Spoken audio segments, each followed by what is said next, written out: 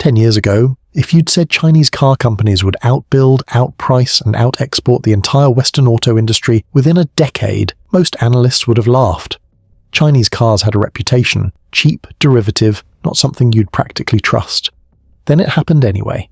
By 2025, China was producing nearly 75% of all electric cars built globally, and outside Europe and the United States, Chinese-made electric cars accounted for 55% of EV sales. Now, a strikingly similar setup is playing out in a different industry: self-driving taxis. China's robotaxi companies have been in commercial operation for a decade, dating back to Baidu's first fully autonomous drive on mixed city and highway roads in late 2015. By late 2025, Baidu's Apollo Go alone had logged over 240 million kilometers of autonomous driving and more than 17 million rides across 22 cities. By late 2025, Apollo Go was completing more autonomous rides each week than Waymo completed in an average month at the time. And just like the EVs before them, the robotaxis are heading overseas, which begs the question, is this the same playbook? Or does this industry have a different set of rules that could stop China's robotaxi fleets where its EVs succeeded? To answer that, it helps to break the EV story down into the specific moves that made it work, because those moves are the test cases for whether robotaxis can repeat it.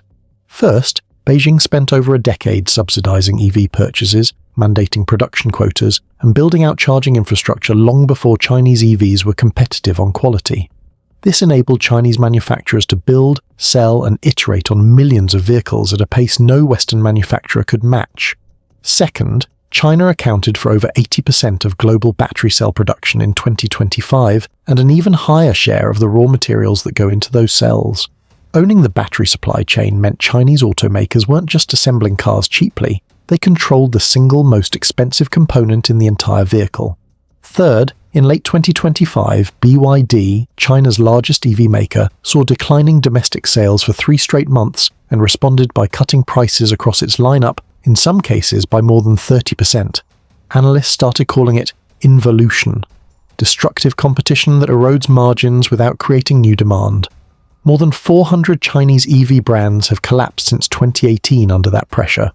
Fourth, when the domestic market couldn't absorb the output, the excess went abroad. By April 2026, exports accounted for nearly a third of China's new energy vehicle wholesale sales, up from under 20% just a year earlier. Chinese EV exports hit a record 2.5 million vehicles in 2025, double the year before. That's the formula. Scale was subsidized, they controlled the supply chain, domestic competition got vicious, the surplus was exported.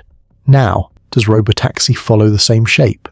Unlike Tesla, which builds most of its self-driving stack in-house, China's autonomous driving industry is structured as a network. Established automakers, for instance BYD, build the vehicles, while separate specialist firms build the self-driving software layered on top. And critically, autonomous vehicles lean on many of the same batteries, sensors, chips, and onboard computers that the EV industry already scaled to enormous volume. Kyle Chan, a foreign policy fellow at the Brookings Institution, frames this as overlapping tech-industrial ecosystems, one build-out of manufacturing capacity and supplier relationships spilling over to accelerate a completely different product category almost for free. That's the mechanism behind China's pace of iteration. The expensive, slow part of building a new hardware industry, the supply base, was already paid for by EVs. There's a second, less obvious advantage buried in the same traffic that makes Beijing intimidating to drive in: data. WeRide's chief marketing officer, Maeve Zhang, has pointed out that Chinese road conditions, with buses, scooters, cyclists and pedestrians moving unpredictably through the same intersection, force the software to handle a far messier range of scenarios than most Western test cities present, generating unusually rich training data in the process. That combination, inherited hardware supply chains plus training data from some of the world's most chaotic streets, is arguably a bigger head start than anything the EV industry had at the equivalent stage of its development. 3 companies are currently running China's robotaxi race: Baidu's Apollo Go, Pony AI, and WeRide. And the early moves look almost identical to the EV script. The scale is already state-supported and expanding fast. HSBC analysts projected the number of robotaxis on Chinese roads could multiply, from a few thousand to tens of thousands, between the end of 2025 and 2026. By January 2026, Apollo Go had already expanded to around 20 Chinese cities, with the Guangdong, Hong Kong, Macau, Greater Bay Area, where all three national players, Apollo Go, Pony AI, and WeRide, operate alongside a fourth, regional-only competitor, Rookie Mobility. This volume growth mirrors the EV story almost exactly. Apollo Go delivered 3.1 million fully autonomous ride orders in the third quarter of 2025 alone, with year-on-year growth accelerating to 212%, up from 148% the quarter before. By October 2025, the company was averaging over 250,000 fully driverless orders every week. Also, the export phase has already started, years earlier in the product's life than it did for EVs. Apollo Go and Uber announced plans to launch fully unmanned ride-hailing in Dubai in early 2026, after Apollo Go had already partnered with UAE firm AutoGo to run fully unmanned commercial service in Abu Dhabi. Baidu has also said it intends to begin unmanned testing in London through partnerships with Uber and Lyft. Pony AI has been road testing in Abu Dhabi, Doha, and Dubai, while also pushing into Singapore, South Korea, and Europe, including an on-road testing partnership with Luxembourg's Emil Weber, signed in July 2025. WeRide has anchored its international strategy in Abu Dhabi, where it operates one of the most advanced commercial robotaxi deployments outside China or the US. Even the pricing pattern matches. Robotaxi rides in China are often priced at 30 to 50% of what a standard DiDi rideshare costs. The same undercut-on-price strategy that let BYD and its rivals flood markets EV incumbents couldn't compete in. So far, it's the same playbook, but there's a difference in this industry that the EV story never had to deal with, and an instance showed up in April 2026. On March 31st, 2026, over 100 Baidu Apollo Go robotaxis suddenly and simultaneously stalled across Wuhan during evening rush hour on busy roads and elevated expressways, leaving passengers stranded for up to 2 hours while in-vehicle SOS systems reportedly failed to work. A month later, in late April, Chinese regulators responded by freezing all new autonomous vehicle permits nationwide. Baidu's Wuhan service went completely offline pending an official investigation. And while the freeze was in effect, no operator, not just Baidu, could add vehicles, start new pilot programs, or enter new cities. That's a meaningfully different kind of risk than anything the EV industry faced. If an EV has a defective battery, the company can issue a recall. They contact owners, fix or replace the part, and the car is safe again. A robotaxi fleet that stalls simultaneously across an entire city with no driver behind the wheel to intervene is a different category of failure. Pony AI and WeRide confirmed their own fleets were unaffected and continuing to operate normally, even as regulators froze growth for the entire industry until they understood what went wrong. This is the real difference worth paying attention to. An EV recall grounds one bad batch of cars. A robotaxi safety freeze can halt an entire company's ability to scale for as long as regulators are uneasy. This is the structural difference worth sitting with. For an industry built on rapid geographic scaling, that's described as a hard ceiling.